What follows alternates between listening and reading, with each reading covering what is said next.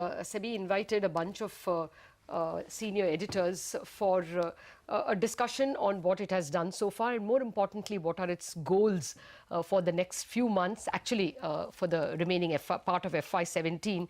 And commodities was definitely one big part.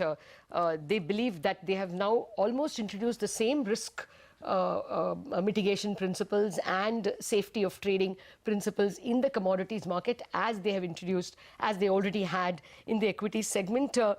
They are looking at core trading at the same exchange offering commodities as well, stock exchanges offering. They are looking at it, and we should be hearing from them soon on the rules which will govern all that. But from the way they spoke, it looks like the first few things that they will do are the two things that you read out, that options trading will come and a few more commodities will come. Commodity indices also is something they're looking at. This they think are easier because the platform is already there. First they wanted the risk mitigating steps in.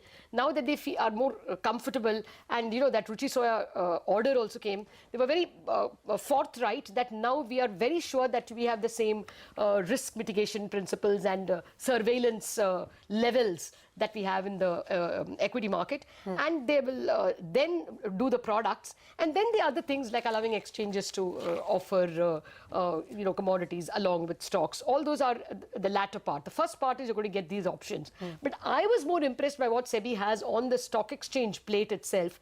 Among the first things they have, guess what? Reduce the number of companies.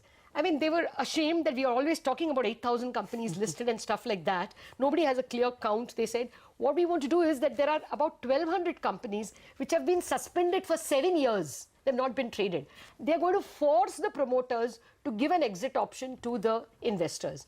The option would be through finding a fair value for that stock. The exchanges will appoint the valuers, but the promoters will have to do it, give the investors an exit option.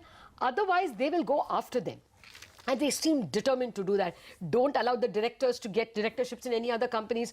Don't allow them to access the capital markets. As much of distress as possible till they give the investors an exit option. Also, some 3,000 companies listed in the various regional exchanges which are not getting traded at all.